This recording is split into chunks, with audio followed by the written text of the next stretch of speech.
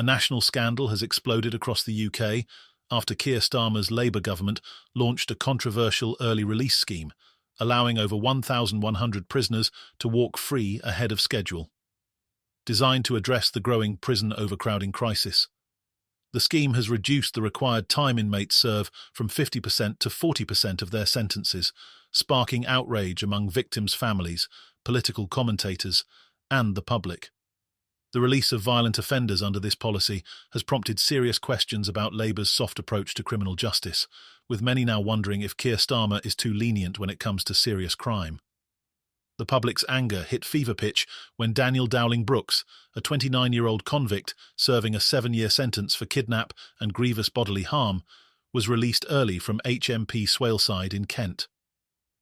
Dowling-Brooks, who had been convicted for holding a man at gunpoint over an unpaid debt to a friend, celebrated his early release by shouting, "Big up Keir Starmer," as he was reunited with family and friends.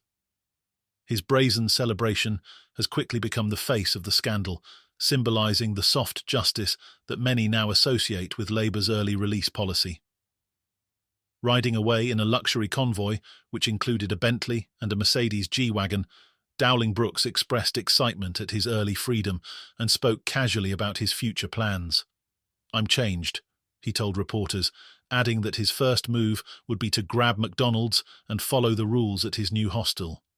Despite expressing mild regret for his crime, his carefree demeanour and praise for Starmer have only fuelled the public's outrage, as many see this as proof that Labour is failing to hold serious offenders accountable. This early release scheme, introduced by Starmer's government to free up 5,500 prison spaces, has allowed inmates convicted of violent crimes such as assault, robbery and kidnapping to walk free earlier than expected. Labour officials have defended the policy, insisting that the overcrowded prison system was on the brink of collapse and drastic measures were needed to prevent a full-blown crisis. Keir Starmer's spokesperson emphasised that the government had inherited a broken system, claiming the Prime Minister shares the public's anger at these scenes and thinks it is shocking that any government should ever inherit the crisis that this government has when it comes to our prisons. However, these explanations have done little to calm the growing fury among victims' families and the general public. Many feel that the early release scheme prioritises the comfort of prisoners over the safety and justice that victims deserve.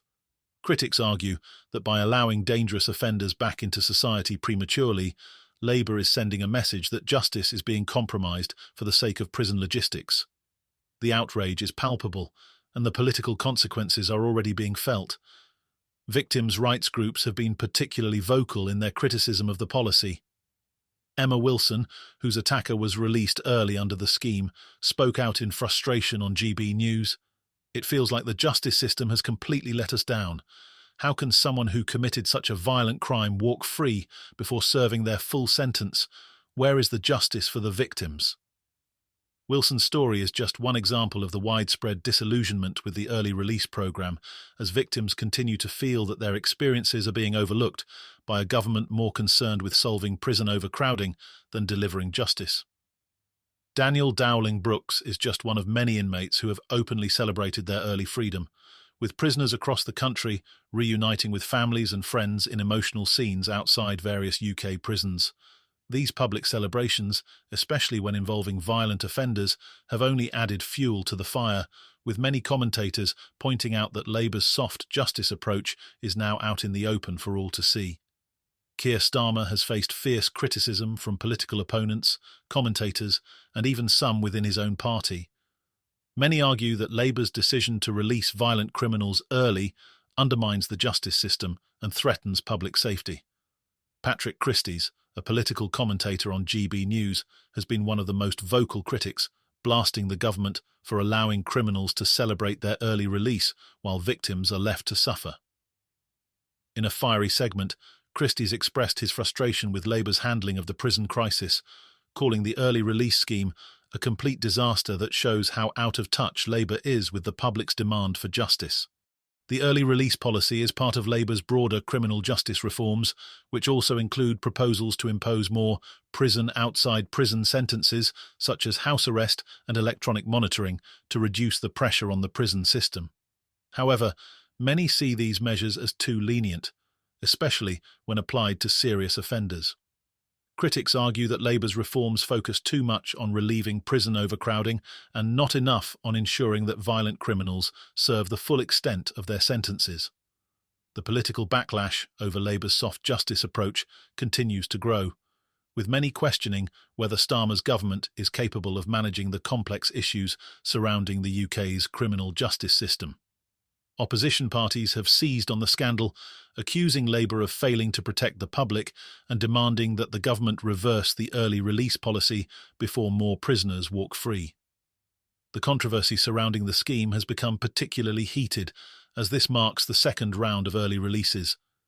In September, 1,700 prisoners were freed early as part of Labour's initial efforts to combat overcrowding. With the second wave of releases now underway, public anger has reached new heights, with many citizens expressing deep frustration and fear over what they see as the government's failure to prioritise public safety. Victims' families are among the most vocal opponents of the early release scheme. Many argue that the government's decision to free violent offenders early devalues the justice that they fought for in court. Karen Davies, whose brother was killed in a violent attack, expressed her frustration, saying, "My brother's killer was released early, and it feels like a slap in the face. The justice system is supposed to protect victims, but it seems like Labour is more focused on helping criminals. It's heartbreaking." The early release scandal has also raised serious doubts about Keir Starmer's leadership. As a former director of public prosecutions, Starmer was supposed to bring a tough-on-crime approach to Labour's policies. However, his government's soft justice stance has led many to question whether he is truly committed to ensuring that criminals face the consequences of their actions. Rachel Reeves, the Chancellor, is also feeling the heat as public trust in Labour's handling of major issues, including the winter fuel payment cuts, continues to decline. As Labour grapples with the fallout from the early release scandal, the government faces a growing political crisis. With more prisoners set to be freed early in the coming months, Starmer's government is under intense pressure to address the public's concerns about the safety and fairness of the criminal justice system. The government has promised a comprehensive review of sentencing laws, but many remain sceptical that this will be enough to restore public confidence. The scandal represents a major challenge for Labour, which now must find a way to balance prison reform with the public's demand for justice. As the controversy continues to dominate headlines, Starmer's leadership is being called into question, and his government's ability to recover from this growing political storm remains uncertain. The public's anger shows no signs of abating, and Labour's handling of this crisis could shape the future of Starmer's leadership. So, what do you think? Has Labour's early release scheme gone too far? Are Keir Starmer and his government putting criminals over victims? Let us know your thoughts in the comments below, and don't forget to like and subscribe for the latest updates on this scandal and other major political stories.